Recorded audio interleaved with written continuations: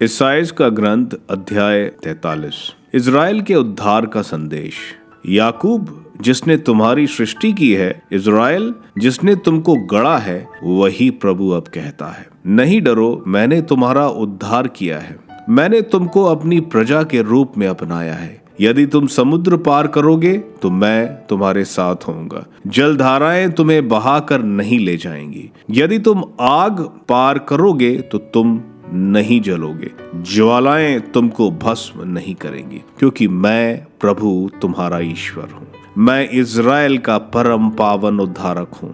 मैंने तुमको छुड़ाने के लिए मिस्र दे दिया, तुम्हारे बदले में इथियोपिया और सबा दे दिया। तुम मेरी दृष्टि में मूल्यवान हो और महत्व रखते हो। मैं तुम्हें प्यार करता हूँ, इसलिए मैं तुम्हारे बदले मनुष्यों को देता हूँ, तुम्हारे प्राणों के लिए राष्ट्रों को देता हूँ।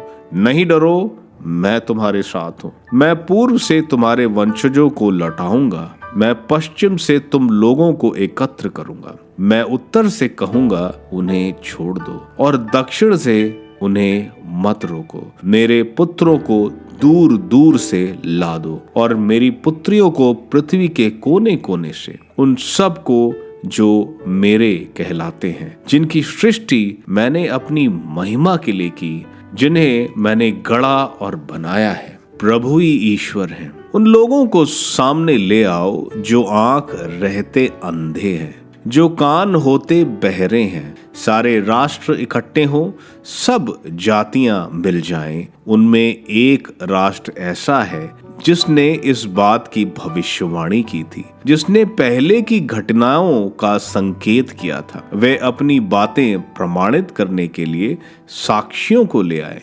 जिससे लोग उन्हें सुनकर कहें, उन पर विश्वास किया जा सकता है। प्रभु कहता है, तुम मेरे साक्षी हो, तुम मेरे सेवक हो। मैंने तुमको इसलिए चुना है कि तुम जान जाओ, मुझ में विश्वास करो और ये समझो कि मैं वही हूँ। मेरे पहले ना तो कोई ईश्वर हुआ और ना मेरे बाद कोई होगा।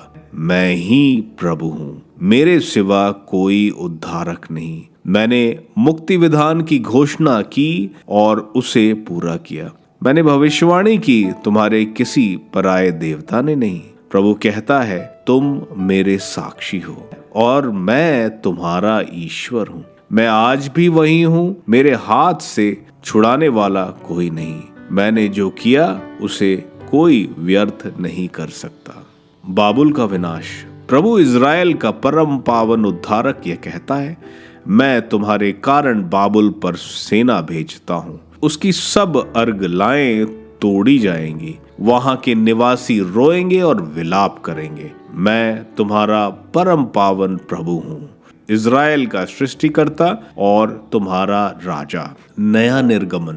प्रभु ने समुद्र में मार्ग बनाया और उमड़ती हुई लहरों में पथ तैयार किया था। उसने रथ, घोड़े और एक विशाल सेना बुलाई। वे सब के सब ढेर हो गए और फिर कभी नहीं उठ पाए। वे बत्ती की तरह जल कर बुझ गए।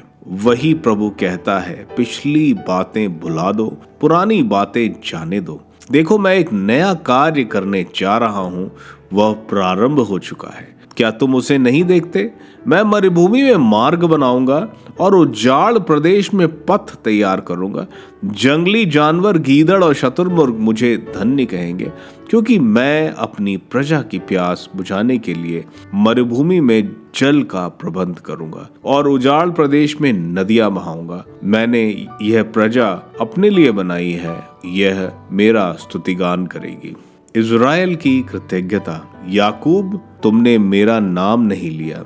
इज़राइल, तुमने मेरी परवाह नहीं की। तुमने भेड़ें लाकर मुझे होम बलियां नहीं चढ़ाई। तुमने यज्ञ चढ़ाकर मेरा सम्मान नहीं किया। मैंने तुम पर चढ़ावे का भार नहीं डाला। मैं तुमसे लोबान के लिए अनुरोध नहीं किया।